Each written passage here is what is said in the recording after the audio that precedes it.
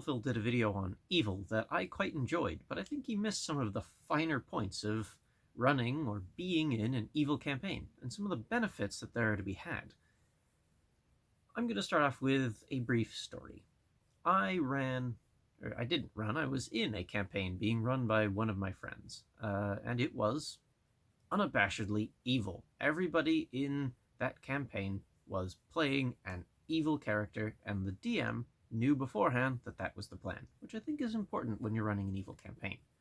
It's not fair to just spring that on the DM, and it's not fair at all to spring that on your other players. But if everybody's in cooperation, it can be a lot of fun.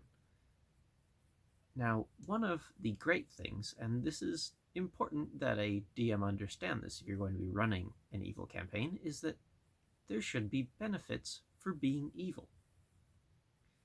And I don't mean to say that everybody and everything should go your way simply because you are not good. Just that there should be opportunities that a good party would absolutely pass up on. But an evil party will absolutely capitalize on.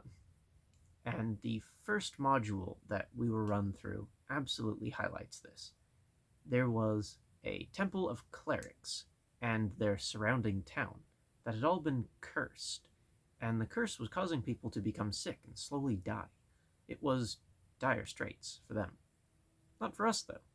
We just knew that this meant there was something powerful and magical in the area, and we wanted to know what it was. So we talked to the clerics and figured it out. There were cultists nearby, and they were causing all kinds of trouble. In fact, when we were leaving the temple, an army of undead attacked us. Cool. Clearly these cultists have some fun toys, and we would like to have those. So we told the clerics if they would follow us and help us defeat the cultists, then we were in, and they didn't need to pay us. We finally did find those cultists, battled them, killed them, and discovered the source of the curse over the village. It was 2 metal rods, and when banged together, they could grant a wish once per day. The clerics were relieved, because all they had to do now was destroy the artifact, and the town would be saved. They did not see the surprise round of attacks from an entire party coming, nor were they ready for it because they'd been helping us fight their way all the way through the cultists. It was a short, bloody, and terrible fight for the clerics. We suffered minor injuries, which was great because they'd kept us at tip-top health all the way through the cultists. A normal party would not have had access to Wish at 10th level, I think. We did, which was great fun, and it made us very, very strong. And for the rest of the campaign, we kind of got to ride off of that success. Sure, people came to try and take that from us, but we learned to be careful, keep it under wraps, make sure that most people were unaware of our evil and terrible nature and thought we were just a fairly normal adventuring party. This suited our needs very well. At the end of the campaign, there were 6 liches in the party, and we were all terribly, terribly evil. But importantly, our motivations were very understandable. They were human in a way. Because we weren't just doing things to be evil, we were doing things to be powerful. And we just didn't have some of the rules that good players have. Some of the things we did were downright helpful towards others. A lot of the things we did were subversive and manipulative and very, very evil. What I got from this campaign, though, was ideas about how to run villains. They weren't bad just to be bad. And the villains in my campaigns shouldn't just be bad to be bad. It doesn't make any sense. You sit there and wonder, it's like, well, why would you do this? Why would you attack innocents? It doesn't really send a message to anybody other than other weak people, and other weak people don't really need messages sent to them. They get it loud and clear. You have swords, they don't. The villagers will not rise up. You don't need to just kill them, because that only makes party members angry. So, my villains are more like the player characters.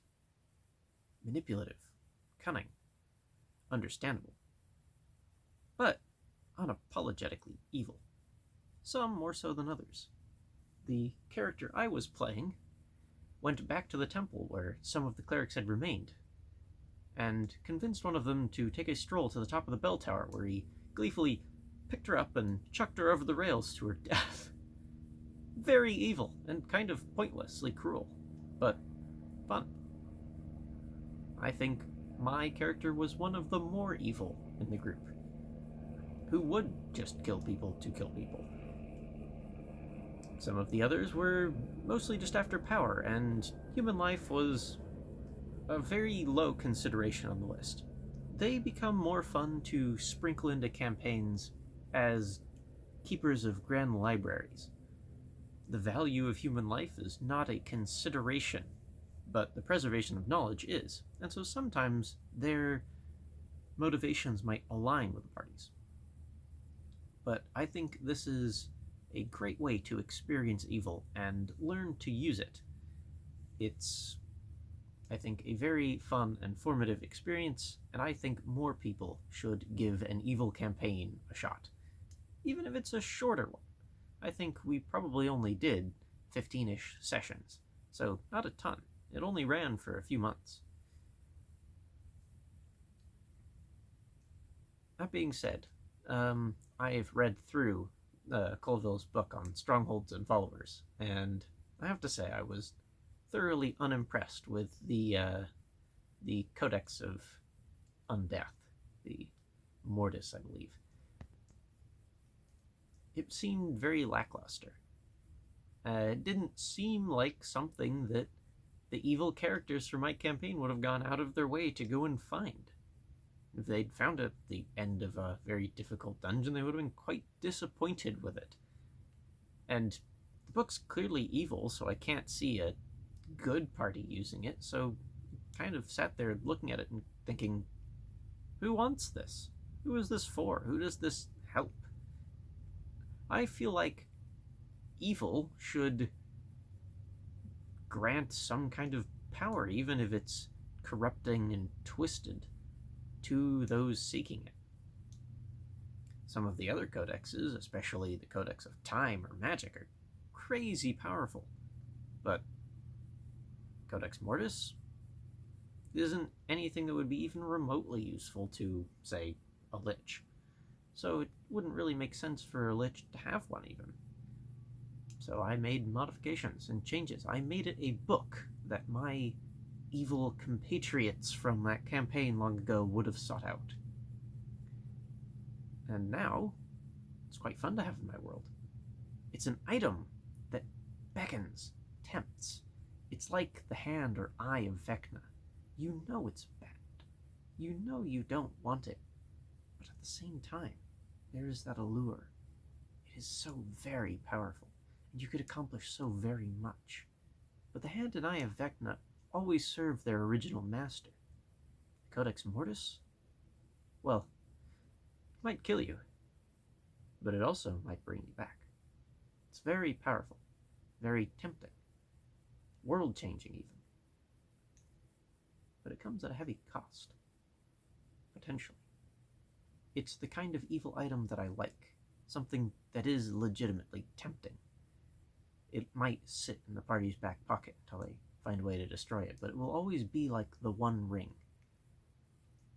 The temptation to fall like Boromir and use it, try and turn its power, will always be there. And I think that's the mark of a good, evil magic item, is something that is almost worth using.